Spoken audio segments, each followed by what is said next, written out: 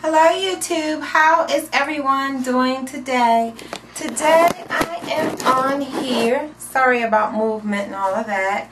I hope everyone is having a wonderful day. This is Doll and welcome to my channel. Sorry for the introduction. But anyway, today I'm on here to show you how to care for your hair underneath of your wigs, your lace wigs, whatever you're going to wear. First, I'm going to wash. First, I've already done this.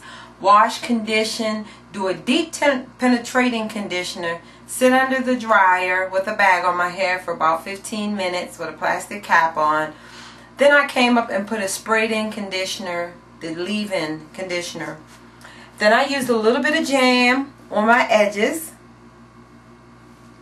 And then I go to my old school Blue Magic conditioning hairdresser.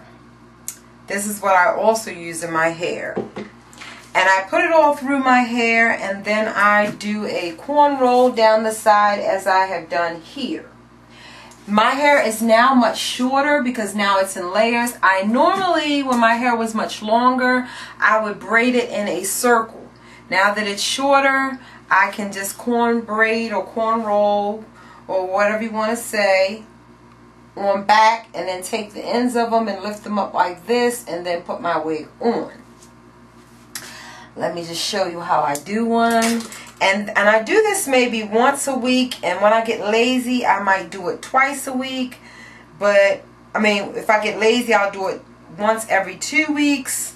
But I do make sure that this is done, because underneath my wigs, even though I am wearing a wig, I want my hair to be very healthy.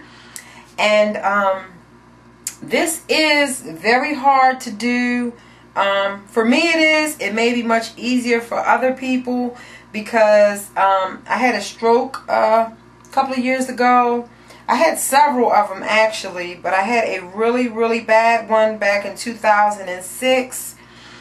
And ouch. Ever since then, it's left my motor skills, my fine motor skills in my left hand, and this hand right here, very hard to work with. So this actually is good therapy for me to do this, but it can come very frustrating because it is a very hard process for me to work with this hand and get it right, because if you ever corn rolled before, it takes precision with both hands, and that's what I have to work with, trying to get it to go the way that I want it to go. Okay, I'm not too worried about my parts being straight and all of that. I'm more concerned with, and I got all these hangnails on my fingers. You want to make sure your nails, I need to get them done. And when you do cornrows, you got to make sure your nails are straight, because if they're not, it's going to get caught up in every little piece of hair you try to pull, and it gets aggravating. But anyhow, this is how I do. I usually put a little bit on my edges as so, to make it neat. Because sometimes I do just wear my regular cornrows, like if I'm running into a store and I don't feel like getting it right or looking super lovely, I will just pull my wig off and wear my cornrows. And this is where, this side right here is where I had a surgery, so therefore my hair is pretty thin going back from the line where I had my surgery at.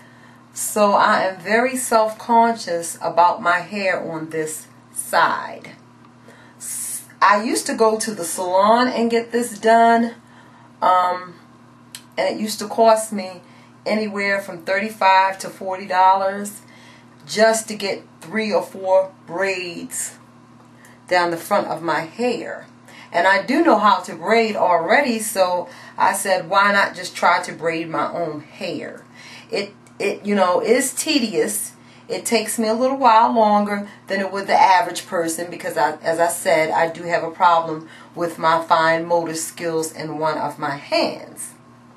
So therefore I just take my time, try not to get too aggravated, And if it is not how I want it, I will continue to do it over and over and over again until I get it right. And right now, it's kind of working out great for me.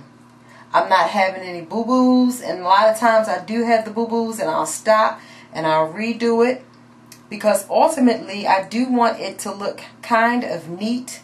So as I said, if I have to take my wig off and go into a store with my hair like that, I can. So if you can look at it, it is coming out better. My problem is grabbing the front of the hair right here, and this is what I'm talking about, my scar. I don't like that to be shown too much, because ultimately there will come a time when I want to wear my, and I do from time to time wear my own hair, but not too often. But when I do want to wear my real hair, I want it to be in terrific condition. I do not want it to look all raggedy and nasty looking, like I just been throwing wigs on for years and not keeping up my own hair. So that's why I do cornrow my hair underneath and keep a fresh perm and keep it freshly conditioned and together. This is when it gets a little hard for me coming to the back here, because my fingers will start to get tired. And it's mainly the hand where I had my stroke in. I'm not pulling hard. I know I'm probably scrunching all up, but I'm not really pulling my hair hard. It's just trying to get my fingers situated is what's making it harder for me to do. Almost finished. Almost to the end. And like I said, my problem is that I also want it to look good. Hope you all can see. And I should be near the end.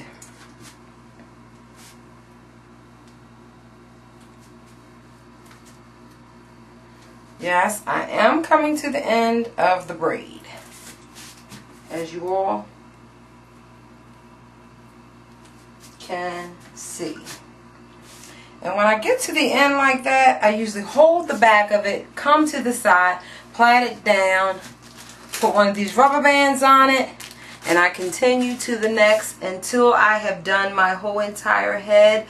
Like I said, they look a little rough right here, because I like pull back. I can't get straight up to the front, and I start right here and I just go straight on back until I am finished. And then I just keep continuing to grease my scalp, you know, as I would need to keep it oiled so it will not dry out and my hair will not break.